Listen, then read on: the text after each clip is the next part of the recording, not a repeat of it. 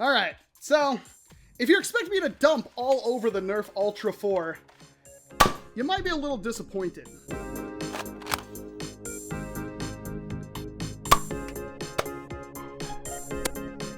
Wow!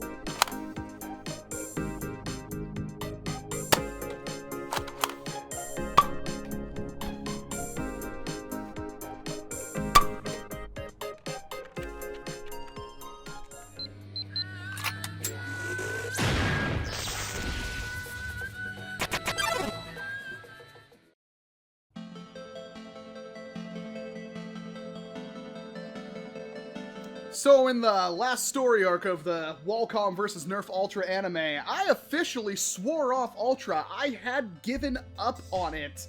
It's horrible. It's absolutely, it's a waste of money. It's a waste of time, and at this point, I give up. I have officially given up. Let that statement be known on Ultra. Your darts have to kind of go where you want the darts to go, like kind of where you aim. That's pretty much the entire point of this everything. And yet Ultra consistently cannot even get close. Now, some people tried to have a point saying, look, it's just as accurate as any other ammo in NERF. Except for NERF made the AccuStrike dart. AccuStrike darts go pretty much where you want them. And if I want to be really pedantic, Dart Zone, Adventure Force, Waffles, whatever you want to call them, those things are stupid cheap, and they go pretty much where you want them to every single time. I'm not trying to say you can hit like an inch-sized group at 100 feet or something like that. I'm just, the dart goes in a straight line. That's all I want. Ultra does not do that. But maybe there's something different with the NERF Ultra 4, because after all, this is like our fire strike in the entire line, and honestly, I can get behind that. I like myself a good pistol. Although it is a single-shot Ultra blaster with 3 darts for $15, which is a little bit much. That's pretty expensive, all things considered. And of course, the back of the box lists powerful speed, extreme distance, pinpoint accuracy, innovative flight tip, lightweight foam, and aerofin technology. Pinpoint accuracy. You bet your grubby little foam beaters that we're gonna test that, because oh my goodness. And honestly, my standards are pretty low. You gotta be more accurate than Rival. Rival, even though it tries to say accuracy, is not very accurate. So here's hoping that this could hopefully redeem, give us some glimmer of hope in the entirety of Ultra. Let's take this thing over to the workbench and open it up and see what exactly it is. Well, I do want to point out that this thing claims up to 120 feet besides all the other lies on the box, but the box is really thin, so there's a good chance that this blaster actually be like small and handy and beautiful, so I'm actually a little excited now. 3 Ultra darts. Oh, I guess it actually comes with 4. Huh, I guess it is the Ultra 4. It should come with 4 darts, huh? Oh my god, thank you. Oh, I barely even needed it. I'm just gonna leave that dart where it is, because honestly, I don't even need it. Wow, this thing is a lot chunkier than you would expect. Grip is... oh, ooh. That is very similar to the Ultra 2s. It's really, like, wide, like, not thick, it's just wide, and it just doesn't feel that good in my hand at all. It's a bit better. The trigger is really nice. That is a really good trigger. Holy crap. Okay, priming bar sticks out a little bit more than I'm expected to, and the draw is incredibly light, I should point out. That is... ooh, it's got some pop to it, too. That is a long draw. That is a very long draw, and it's very easy to do. Trigger feels amazing. The grip, not the greatest. I can live with it, though. That trigger is awesome, but if we were to do a size comparison right now, yeah, that's a flippin' joke, isn't it? Oh, is the Ultra even gold on it? It is, but I mean, I think even the Ultra, yeah, you can see how easily the Ultra comes off on these things. Hopefully they stop doing that, because that is absolutely tacky and horrible. But so far, not bad. My only real complaint is, yeah, oh, mine's already coming off in the box. I don't know if you can see that. Jeez. Okay, we got a tactical rail up there. I don't know of any accessories yet for the NERF Ultra stuff. And otherwise, yeah, it's got lanyard. Could be worse, I suppose. That aiming is going to be really weird because the barrel is at the very bottom of the blaster, so that may be a problem going into range testing with it, but we'll see. But really thin. It should be mentioned that this thing is super duper thin, and I do like that. So, all right, so serviceable grip, light prime that's really long, has some potential. Nice snap from the trigger. That must be the plunger tube right there. Which, that is something that's interesting, because that is obviously geared. You can see the gearing right there.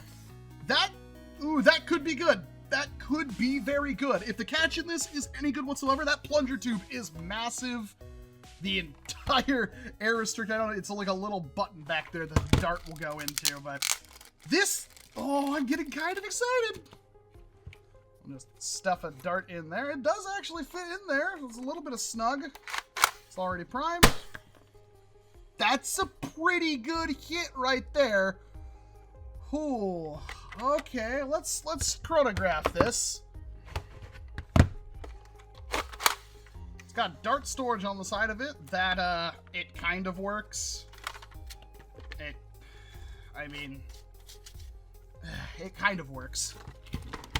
And boing, 101. Again, that's not comparable to Elite, because these darts are probably lighter, and, well, they're a different shape and everything, but 103 in that one, 101.3, and that came back and hit me in the face. 103.9. 97. There may be, like, if anything, this is a big plunger tube. That's like a Night Finder, maybe even bigger plunger tube. This thing could have some potential just for a rebarrel. And if the catch in these gear systems hold up good, I am kind of excited to see what this thing can do shooting elites. This is definitely going to be something I have to mod. All right, enough chatter. Let's take her outside and see what she can do. Darts fly straight. Everybody say it with me now. Darts need to fly straight. All right, first bit of testing with the Ultra 4. Wow. Well, that lost a little control in the middle of the air, but that did travel really far, although I kind of angled it up. Let's get a flat shot here. Satisfying pop, went a little bit above elite distances right there, flat. I don't know about you, those darts they're not super stable in the air, but they're going basically where I shoot them. Here is an Ultra Screamer. That was perfect. Every single dart, let's see that in replay.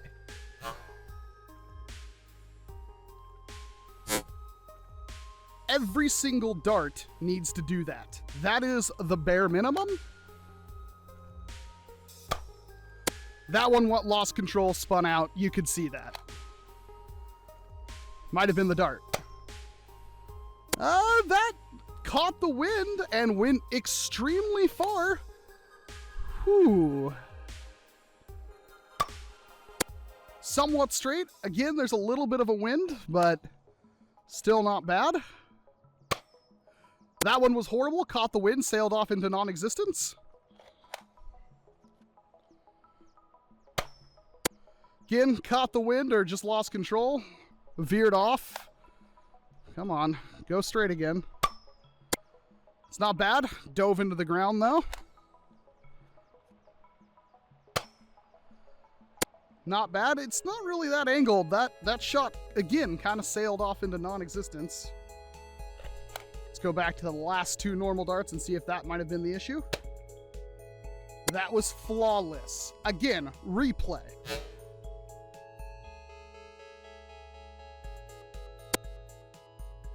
Every dart should do that. That should be the bare minimum.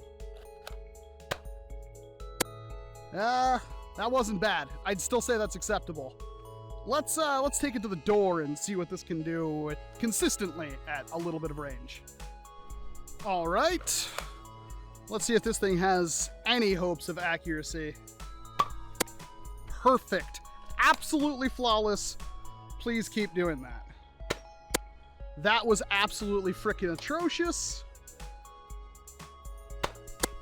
That was also pretty bad. You can see it spun out of control right there.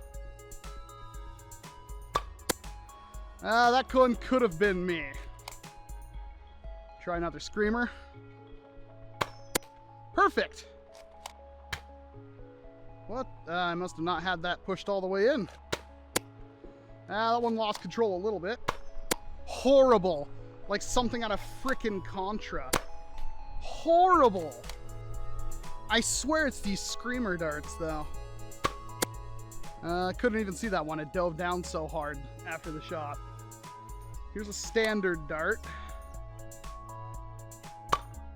Perfect. Again, seemed to wobble a little bit, but at least it wobbled straight. Horrible. And our last dart is a screamer dart. Couple of those hit, couple of those didn't. That's about what I'd expect from Ultra, but honestly, I think it's above average for Ultra when it comes to accuracy and usability. All right, so if you're expecting me to dump all over the NERF Ultra 4, you might be a little disappointed. Is it worth the $15 asking price? I should note that this was sent to me by one of my patrons, Squincy Adams. Thank you so very much for this, because I didn't want to pay the insane shipping and it's not available at my local Walmart just yet, although BrickSeek tells me it is now finally at least in the store, just not up for sale yet. But the $15 asking price, not really. It's okay. 15 bucks is a lot to ask for a single shot pistol like this. But I get with the gearing and everything going on, yeah, there's some cost added there. $12 would have been a really good price for this. $10 would have been a steal. If it was $10, pretty much no matter what, I'd say pick it up. And with it being the cheapest Ultra blaster, if you're interested at all, maybe you want to verify my claims that Ultra doesn't fly straight, this is going to be the blaster for you. And it is a Springer, and it is more accurate than the flywheel variants, but it still has some issues. The things I really like about the Ultra 4, first and foremost, the trigger. Holy crap, the trigger on this blaster is one of the best. Not only is it a pivoting trigger, but it is absolutely awesome. There's barely any take up on it whatsoever, and it has a very clean break. This is the best feature of this blaster, and it may have one of the best triggers in all of NERF. The priming action, while being geary and kind of out of line with the rest of the blaster, is also very smooth, and I enjoy it quite a bit. Grip is a mixed bag. It's serviceable, but it's not exactly that great. Reloading the thing isn't that hard. The dart storage does work, although it's a little bit loose. And the design overall is not bad. The barrel is a little low, which I have a problem for with a blaster like this, but it's still usable. The cons, it's pretty big. Although it's incredibly thin, and I do enjoy that, it is huge for a blaster like this. It's got plenty of sling points, and it is holsterable if you have a really thick holster, but yeah, it's starting to hit into that like hand cannon territory, which could be good news because this thing has a massive plunger tube in it. I can see, I don't know how well you can see it on camera, I can see the draw on that, and it's quite a bit. And for a nice big chunky plunger tube, that is very good. A little bit of dead space, but that may be fixable. In fact, it almost looks like this priming bar, if it really wanted to, could go forward a little bit, and it uses gears, which could be a pro or a con. If the gears are really weak and Hasbro designed them not to allow any kind of upgrading, then that's going to be a problem. But if it is a robust system and allows for upgrades, that's going to make this thing probably the new sniper pistol. And you better stay subscribed, because I'm going to be live streaming and then doing a video on modding this thing, because I have to know what it's capable of.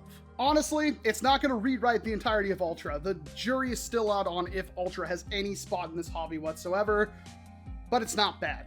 It's definitely better than some other things like the Ultra 1, even though it's a single-shot pistol compared to a semi-auto flywheeler. At least this thing functions somewhat well. So if you're curious, I can give it a recommendation. It is fun to use. I'm not going to knock it for that, and the range is there.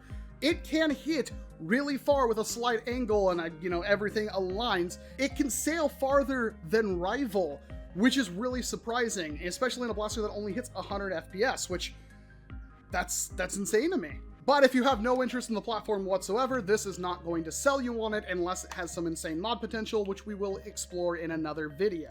But that is it for the NERF Ultra 4. Thank you very much, Squincy Adams, for sending this off to me. I do appreciate it for making this video possible. And a huge thanks to all my other patrons that make this channel possible. If you're interested in supporting the channel and getting some cool perks like your name on my workbench for all to see, not even during live streams and videos where I have the workbench in the frame, but anybody who comes over to Fuzzy Walrus Industries, it's right there. They get to see it, and it's just glorious. please check out the link to my Patreon down in the description or in the comment pinned below.